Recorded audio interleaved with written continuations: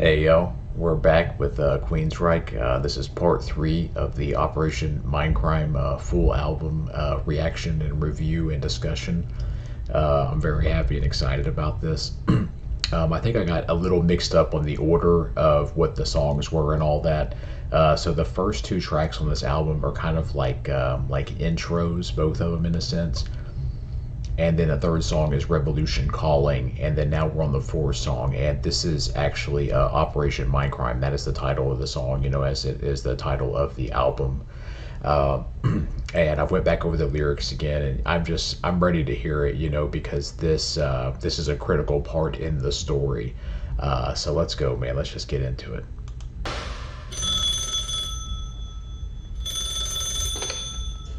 Hello?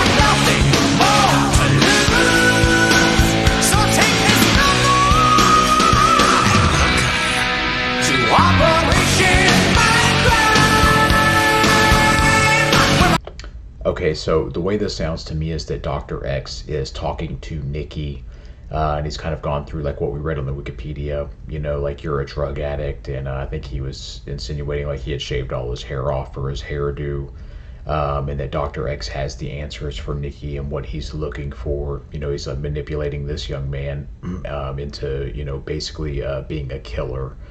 So I think that's where we are right now. But yeah, let's go, man. This sounds good too. This is like I don't know, it's like a catchy tune, you know, which is kind of strange, but that's cool, man. Let's go.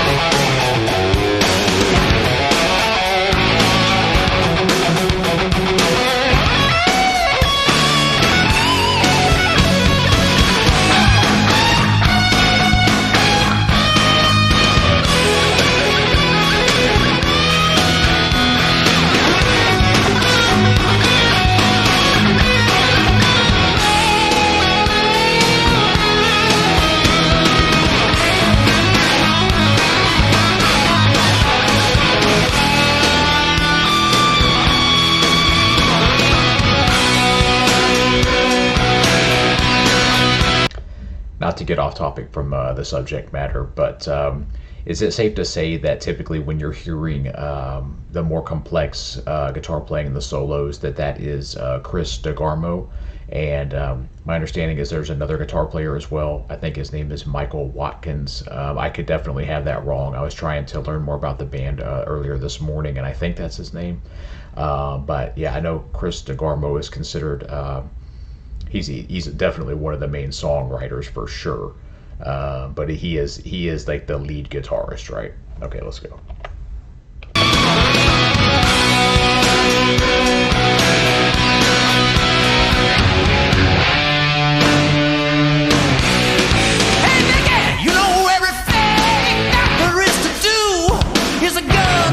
Take it home, wait by the phone. We'll send someone over to bring you what you need. You're one man, death machine. Make this city bleed. I know you won't refuse. I know you won't, because we've got so much to do. We've got so much, you've got nothing more to do. So take this number to Operation Mindcrime. We're an underground revolution working overtime. Operation Mindcrime. There's a job for you in the system, boy, with nothing to say. Operation Mindcrime.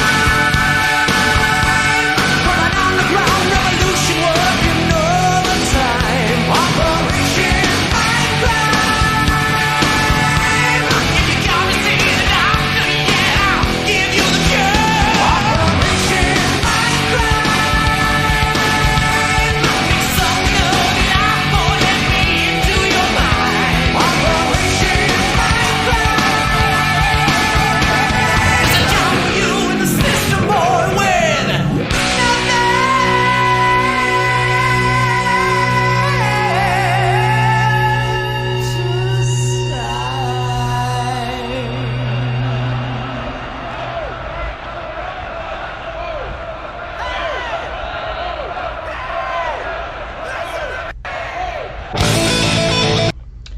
Okay. Excuse me. I love how easy this is to follow lyrically. Jeff's voice is very clear. With a concept album like this, a rock opera, it could have easily been like the lyrics are kind of like riddled and difficult to figure it out, but they just kind of sound good. So I'm glad that they chose to just be straightforward with it. And I'm almost certain at this point that I will be buying this album on vinyl. And I really want to listen to it, just all the way through with no interruptions and just really take it in. The next track that is about to play, I believe that this is called Speak, and it's number 5 on the album.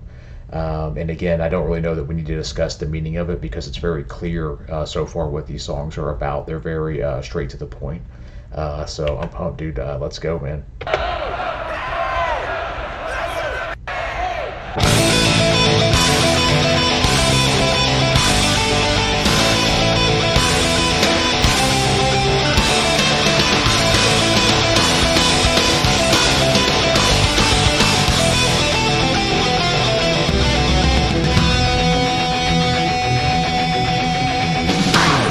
giving me a mission. Don't really know the game, yet I'm bent on submission. Religion is to blame. I'm the new messiah, death angel with a gun. Dangerous in my silence, deadly to my God. Speak to me. The pain you feel. Speak the word. I've given my life to become what I am, to preach the new beginning, to make you understand, to reach the point of order, utopia in mind. You've got to learn to sacrifice, to leave what's now behind. Speak to me. The pain you feel. Speak the word.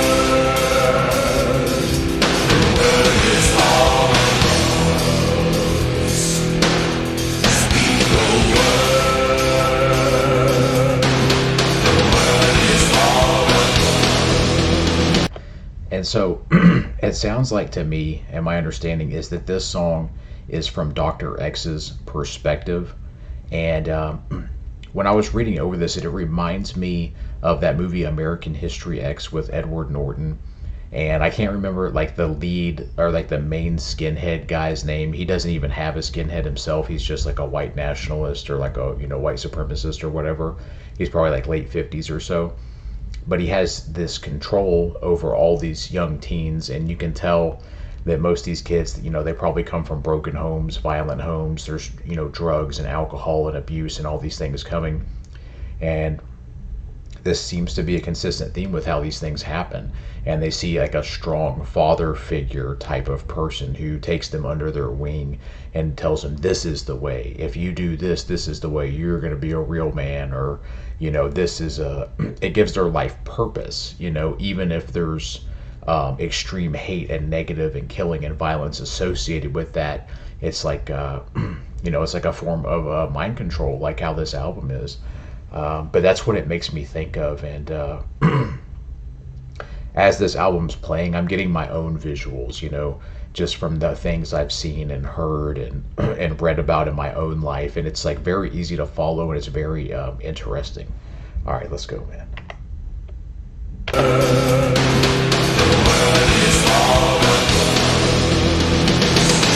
years of power, the corporation crawl, the rich control the government, the media, the law, to make some kind of difference, and everyone must know, eradicate the fascist revolution will grow.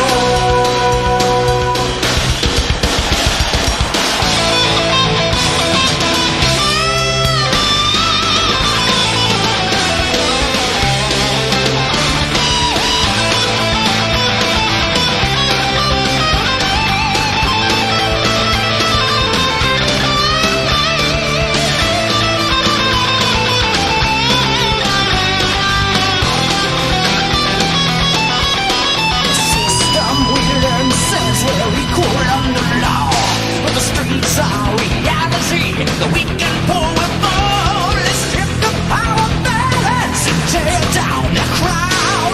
Educate the masses. We'll burn the White House down. Speak to me.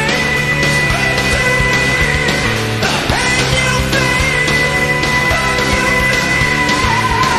Speak to me. The pain you feel. Speak the word.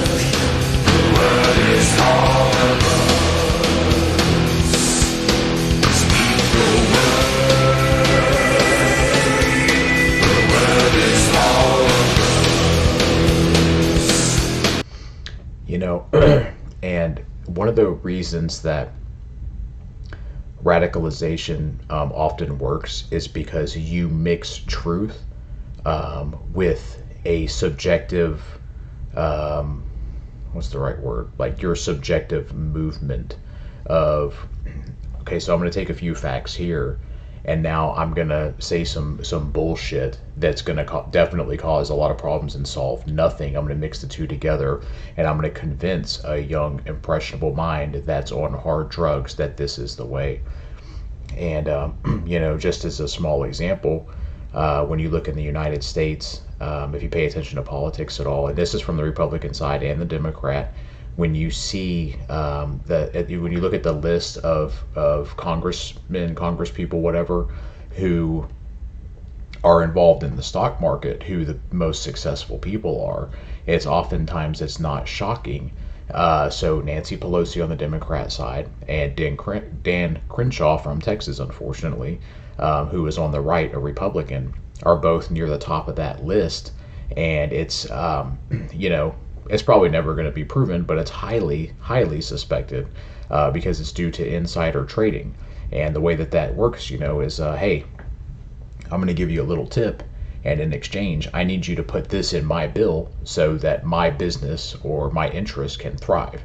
And oftentimes they get away with this by calling a bill one thing, like, the Veterans Something Act. And then you'll come to find out after you spend hours reading over the bill that the money allotted for the title of that bill, the Veterans Help Act or whatever, is the smallest portion of it. And then it's just a bunch of fucking bullshit that's added afterwards. And it's crazy, And unfortunately, that's the world we live in. And we're kind of in a position where there's really nothing you can do about it, because any radical group that comes out will be stomped out by the government at some point, because it's affecting both sides. And what's that saying,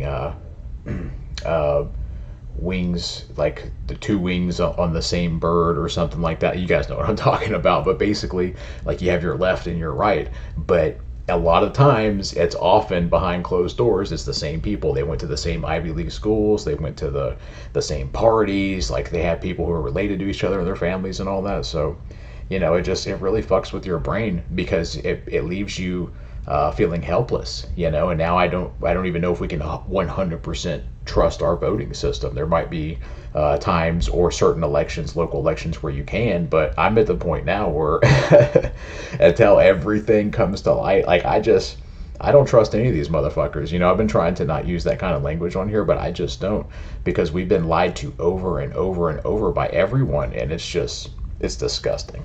But let's get back on topic here. Let's focus on what we're trying to do here, and that is the genius of Queensryche and this album. So let's go, man.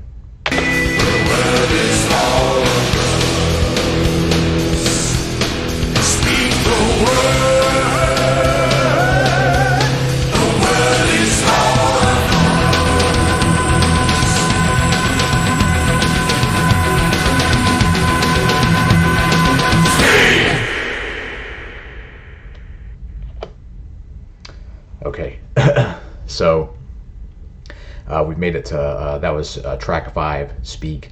I don't think I'll have time tonight to do any more, but I'm pumped. I want to complete this album, hopefully by next weekend. I'm super into it, and again, like I said, I'm very strongly considering buying a record player and the vinyl for this album if it's available. I'm sure it is. But anyway, it's definitely fun, very interesting so far, and I'll see you guys on the next one.